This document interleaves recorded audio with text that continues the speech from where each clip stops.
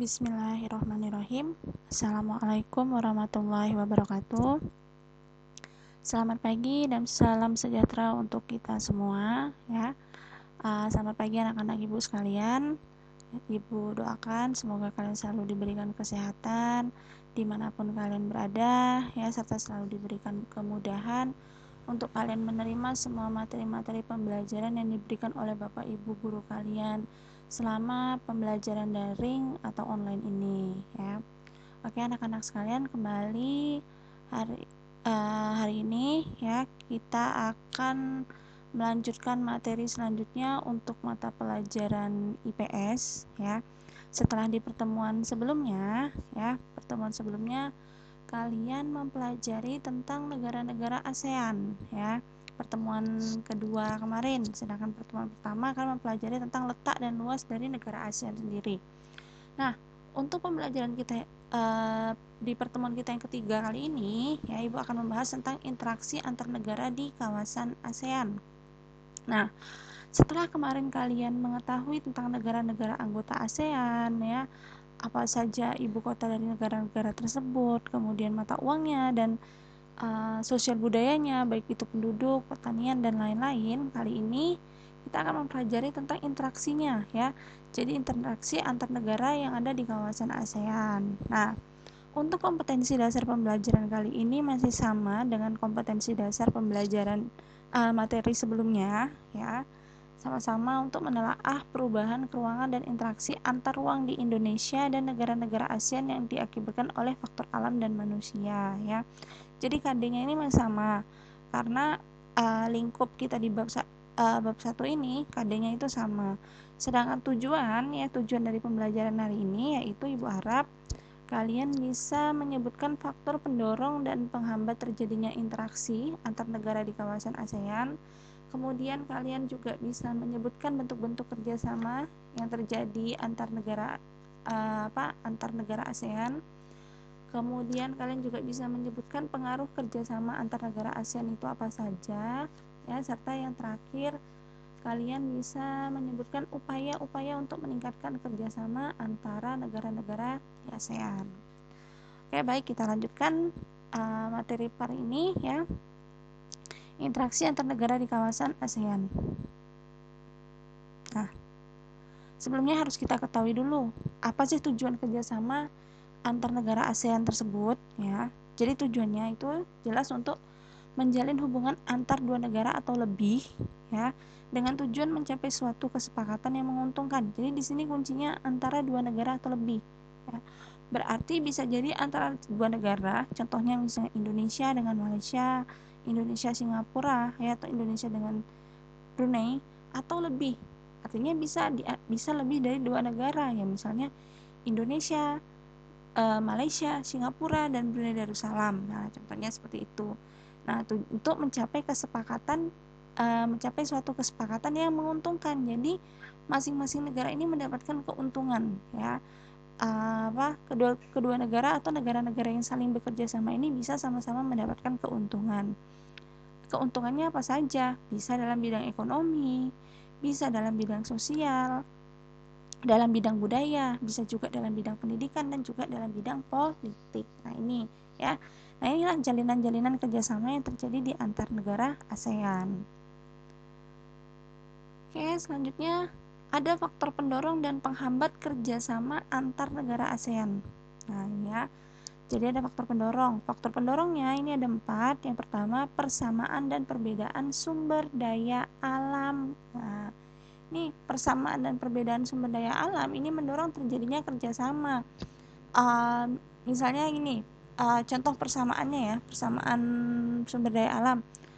Ada beberapa negara di kawasan Asia Tenggara ini yang sama-sama menjadi negara penghasil minyak bumi. Misalnya Indonesia sama Malaysia, juga Brunei ya. Nah, karena ketiga negara ini memiliki persamaan sumber daya, yaitu memiliki minyak bumi, maka mereka membentuk kerjasama yang diberi nama OPEC atau Organization of Petroleum Exporting Countries ya.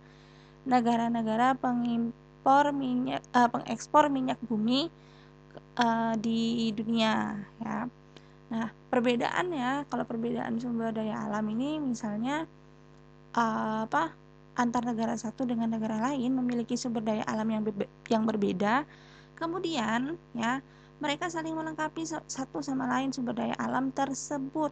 Nah, contohnya misalnya kayak Myanmar sama Thailand. Myanmar sama Thailand ini hasil pertaniannya, terutama berasnya itu sangat besar, bahkan Thailand itu termasuk lumbung padinya Asia Tenggara ya. Nah, Indonesia mengimpor beras dari Myanmar dan Thailand untuk memenuhi kebutuhannya. Nah, tetapi karena Indonesia juga penghasil padi ya, masyarakatnya agraris, itu juga mengimpor beras ke Singapura karena Singapura kan negara industri ya. Negara industri, mereka bukan negara agraris seperti Indonesia. Jadi ada timbal balik ya, walaupun memiliki perbedaan sumber daya alam, ada timbal balik yang menguntungkan satu sama lainnya. Kemudian yang kedua, persamaan dan perbedaan wilayah. Ini berkaitan dengan kondisi geografis. Contohnya misalnya Indonesia itu kan negara kepulauan ya. Sedangkan Ibu contohkan misalnya negara Laos ya. Laos itu kan daratan. Nah, itu ya. Persamaan dan perbedaan wilayah inilah nantinya akan membuat masing-masing negara ini memiliki sumber daya alam yang berbeda pula. Nah, sehingga terjadilah faktor pendorong kerjasama antar negara-negara tersebut. Oke. Kemudian yang keempat ada perbedaan dan perkembangan teknologi. Ya, masing-masing negara pasti memiliki perbedaan dalam pengembangan teknologi ya. Misalnya kayak Singapura. Singapura itu merupakan satu-satunya negara di kawasan Asia Tenggara yang sudah menjadi negara maju ya. Teknologinya berkembang sangat pesat sekali. Nah, kalau kita bandingkan dengan negara kita Indonesia yang masih dikatakan negara berkembang, itu perbedaan perkembangan teknologinya jauh sekali. Nah, perbedaan perkembangan teknologi inilah yang kemudian menjalin kerjasama antar negara-negara, misal antara Indonesia dengan Singapura tadi ya. Tujuannya untuk menguntungkan satu sama lain, di mana Indonesia bisa memanfaatkan teknologi yang berasal dari Singapura dan Singapura juga bisa mengimpor teknologi yang sudah mereka hasilkan. Nah, kemudian persamaan dan perbedaan budaya. Nah, ini ya misalnya persamaan budaya ini kayak kita dengan Malaysia. Kita ini kan bisa dikatakan negara serumpun. Nah, kan Melayu sama-sama rumpun Melayu memiliki budaya yang masih sama. Nah, dari budaya yang sama inilah terciptanya kerjasama ya, sehingga adanya kerjasama antara Indonesia dengan Malaysia. Kalau perbedaan budaya ya, misalnya negara Indonesia dengan Brunei ya. Brunei itu kan kerajaan, sedangkan Indonesia ini kan sistem pemerintahnya presidensial kan. Nah, itu berbeda ya. Jadi ada perbedaan ini yang kemudian membuat antar negara itu saling belajar, saling melengkapi, sehingga terjadilah kerjasama ya. Nah, kemudian selain ada faktor pendorong, ada juga yang namanya faktor penghambat. Nah, faktor penghambat ini ada 5. Yang pertama kemudian faktor pendorong ini ada tambahan satu lagi, yaitu faktor kesamaan nasib dan sejarah ya. Maksudnya kesamaan nasib dan sejarah ini karena dulu sama negara-negara Asia Tenggara ini sama-sama pernah dijajah oleh bangsa lain ya. Kecuali Thailand. Ya, Thailand tuh nggak pernah dijajah ya. Indonesia dijajah Belanda, Jepang ya, Malaysia, Inggris, begitu juga negara-negara lainnya. Nah, karena merasa memiliki sejarah dan nasib yang sama, pernah dijajah oleh negara lain, ya mereka melakukan kerjasama yang tujuannya nanti ingin memajukan negara mereka ya. Nah, kita masuk ke faktor penghambat, itu ada 5. Yang pertama ada terjadinya bencana alam ya. Nah, ini terjadinya bencana alam juga menjadi faktor penghambat ya. Maksudnya kayak gini, ketika suatu wilayah mengalami bencana ya, bencana alam, otomatis tidak bisa dilakukan kerjasama antara negara satu dengan negara lainnya ya. Kayak misalnya di Indonesia mengalami bencana gempa bumi dan tsunami, ya kan otomatis perekonomian Indonesia ini untuk sementara waktu akan stop dulu, akan berhenti ya, karena harus mengerahkan pembangunan akibat bencana alam tersebut. Nah, kemudian ideologi ya, perbedaan ideologi negara tadi itu misalnya kayak Indonesia sama Malaysia ya memiliki ideologi yang berbeda ya, sehingga terkadang pemikiran mereka juga berbeda antara satu dengan yang lainnya. Kemudian kebijakan politik ya, ini kebijakan politik masing-masing negara itu juga biasanya berbeda. Negara Indonesia menerapkan kebijakan politiknya seperti apa, kemudian Singapura ya kebijakan politiknya seperti apa, itu juga bisa menjadi faktor penghambat. Kemudian faktor kepentingan ya, ini kepentingan tiap-tiap negara ya. Tiap negara ini memiliki kepentingan yang berbeda ya, ibaratnya ada rasa ego dalam masing-masing negara. Nah, ini bisa menghambat kerjasama yang harmonis. Bahkan perbedaan kepentingan ini kalau terlalu parah bisa menyebabkan terjadinya konflik ya.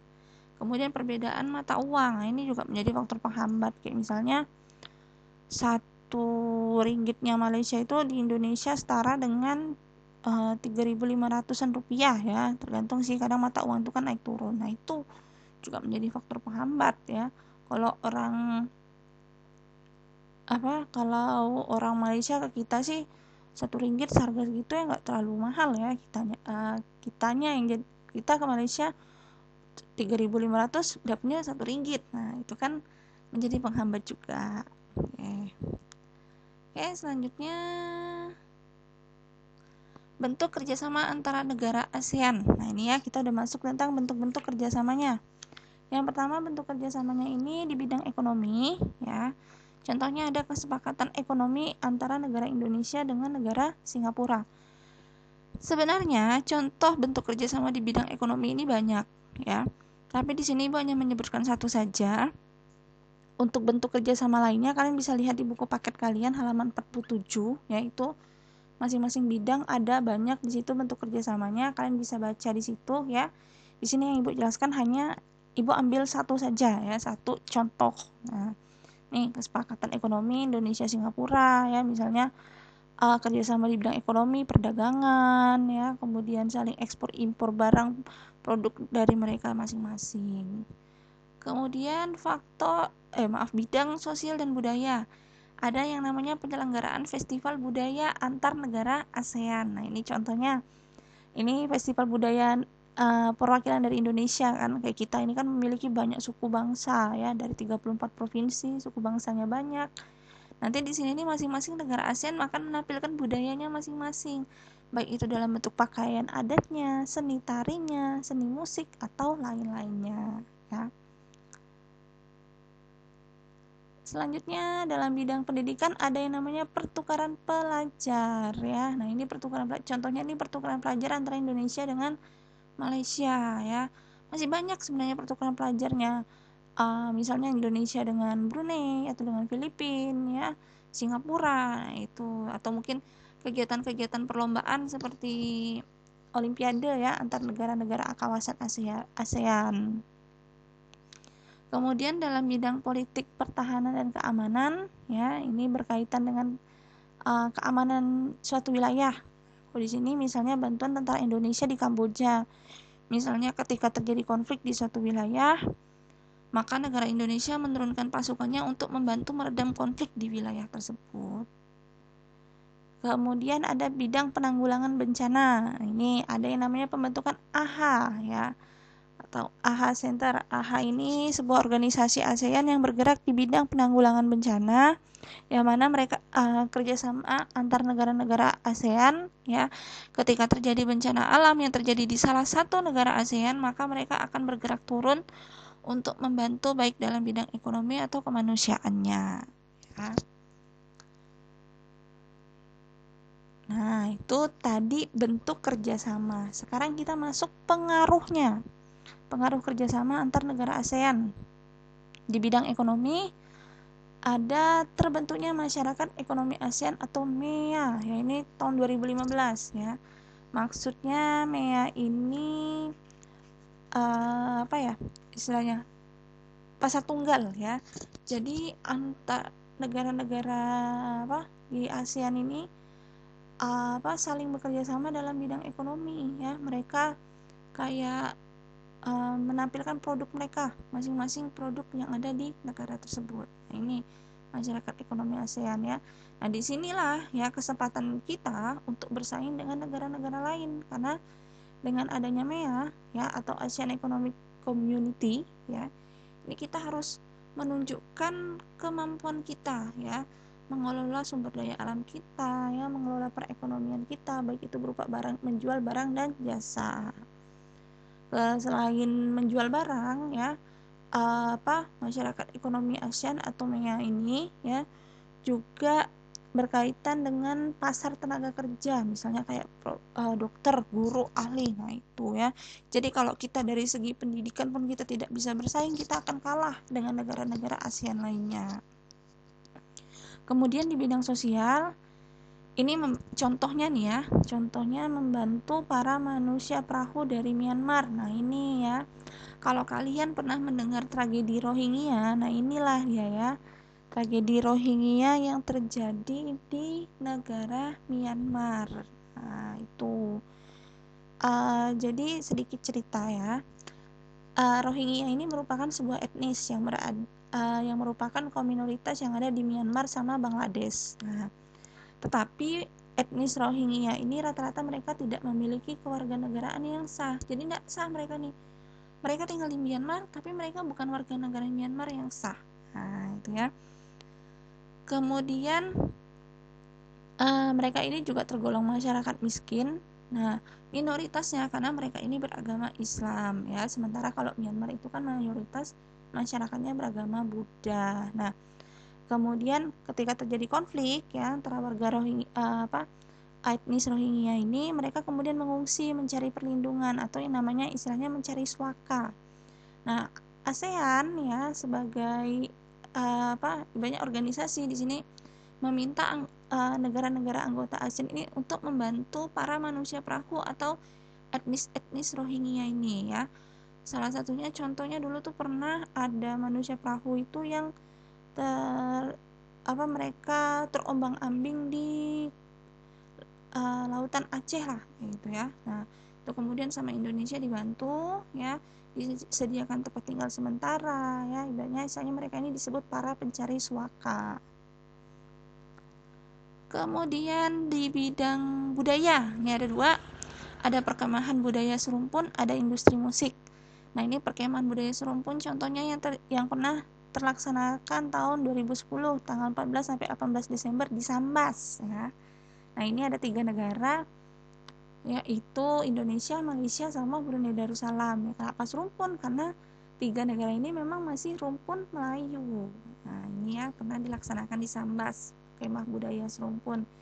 Kemudian di bidang industri musik ini ada yang namanya Asian Music Festival nih yang diselenggarakan bergantian ya setiap tahunnya di negara-negara anggota ASEAN.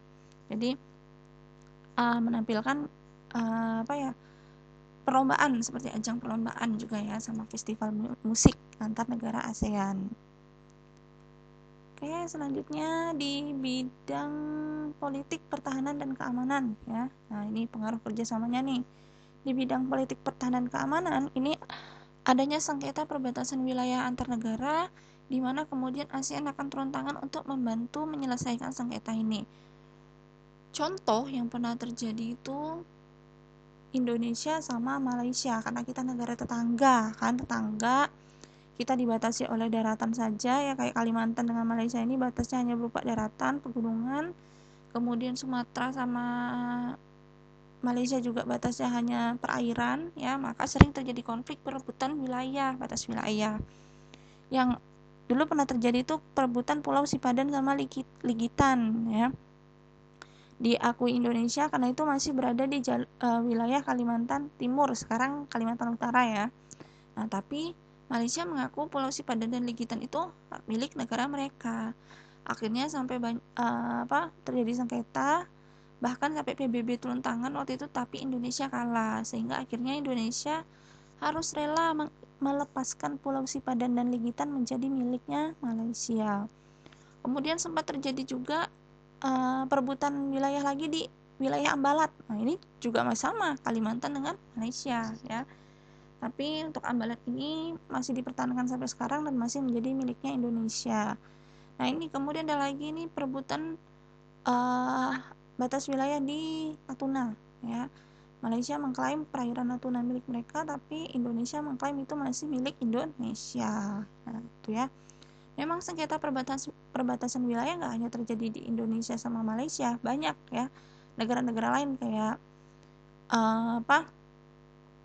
antara negara lain lah, misalnya Kamboja dengan negara lain itu pasti ada ya. Makanya itulah peran ASEAN itu untuk membantu negara-negara yang memiliki sengketa tersebut agar mereka bisa menyelesaikan dengan jalan damai dan tidak merugikan kedua belah pihak. Kemudian pengaruh kerjasama di bidang pendidikan yaitu adanya peningkatan mutu pendidikan baik untuk guru, ya, untuk dosen atau bahkan untuk peserta didiknya sendiri, ya. Nah, ini salah satunya adalah dengan didirikannya CMEO, ya.